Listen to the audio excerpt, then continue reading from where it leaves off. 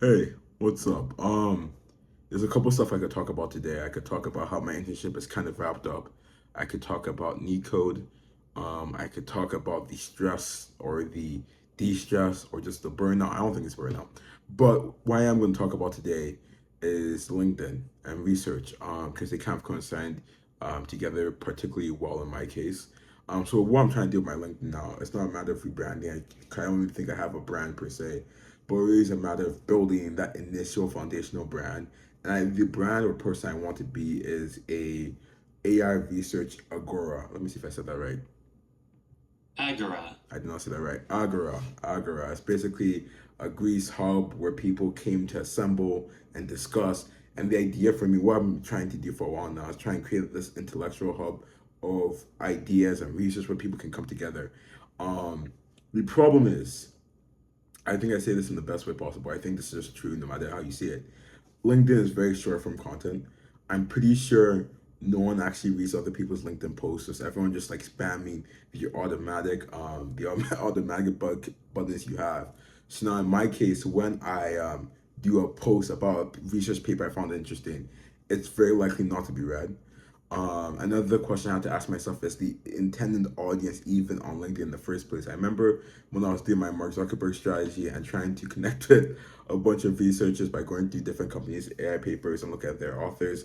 Um, and then a good number, like 20% of them weren't on LinkedIn, right? So it's like, do researchers exist in this place? And I think from what I've heard, like the only time I've actually heard a researcher talk about where to find other researchers or like research papers or what's going on in the field is on Twitter/X.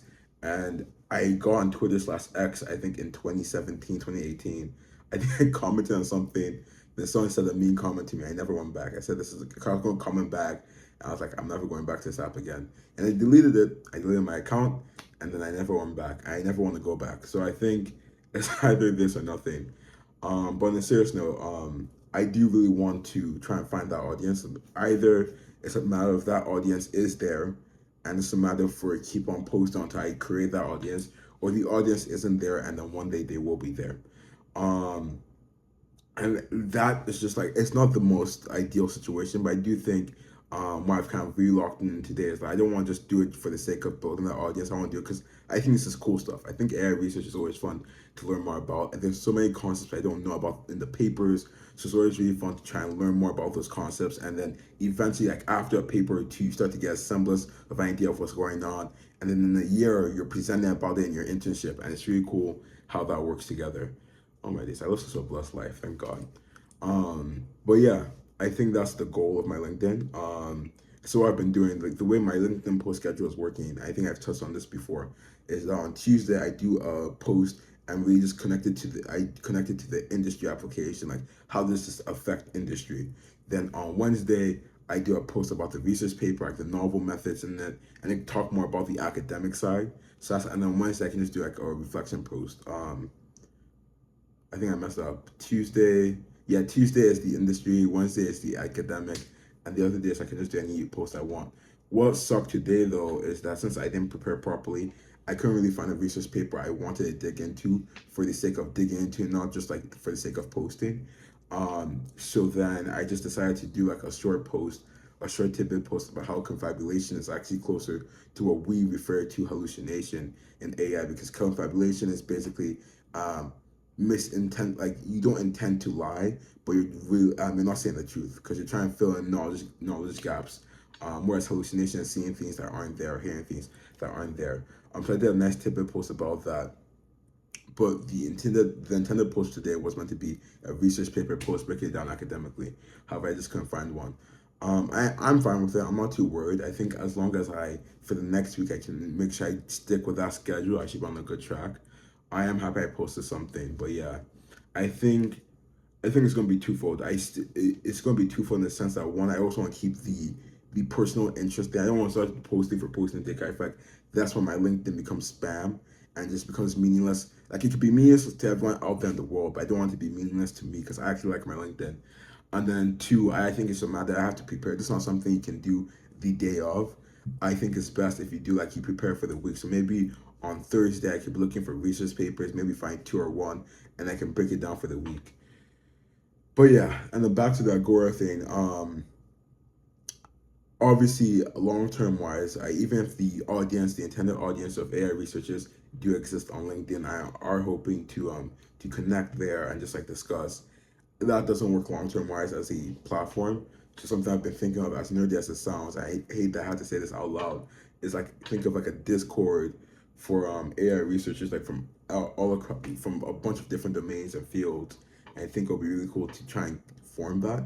I don't think it's impossible. I think the trajectory I'm on, my intended goals for this year is to go to more conferences and just meet more people. So I think if I can keep that up and say, hey, I have this Discord, and like not seem weird. It's going to seem weird if I say it, but I have this group.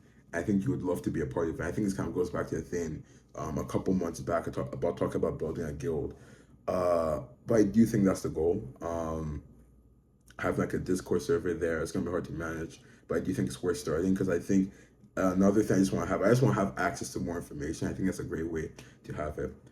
But yeah, I think that's where I am right now. I'm trying to think of different strategies to improve it. I also know with the LinkedIn, like for when it comes to LinkedIn, I've been trying to see like how the LinkedIn post best succeed. What I've learned is that it has to like if you put a drawing or cartoon picture, it doesn't work as well. If you put a picture that of like someone who isn't you, but it's like a realistic picture, then it might work better. But if you put a picture of yourself, that does tremendously better, and it's so weird. I don't know like people like seeing like my face or like other people's faces. I personally don't care for it, but I guess it gives a personal connection. It's like, oh, did this person do something? And it's like maybe that's the hook to it. So I feel like the picture is probably an attention grabber. So that's one way I've been trying to find how to get people interested into research papers I'm talking about. So I try and find like a nice picture. But yeah, I'm still looking for different strategies. And then for this Discord one, I think it's just a matter of sitting down one weekend and come up with a plan, building out the server so when people get there, it can just like the conversations can just start flowing. I also think it has to provide value to people. Something I've been doing now, kind of akin to this whole research Agora. I'm saying that wrong, but the research Discord hub is what for different professional communities like the NVIDIA Ignite program or the Roblox program. What I've been doing is I've been creating group meets so I can have these hubs of information for the NVIDIA Ignite. I created a group chat for all the people in the cohort. Now, for Roblox, I just applied to their internships, and they have this whole thing called underscore speak me for Roblox, and it's basically meant to help you improve your chances of getting to Roblox as an intern. So then there's a bunch of people in the Zoom calls. So I created a group meeting. The second I got into the group call and said, hey guys, join this group meeting. So I got about 16 or so, or maybe 10 people. So I'm hoping to expand that more and just have these different information hubs for different communities and trying to extract and give as much value as possible. I don't like how I said extract first, but I feel like you get the point. Besides that, though, I have nothing else to say. So, have a great day.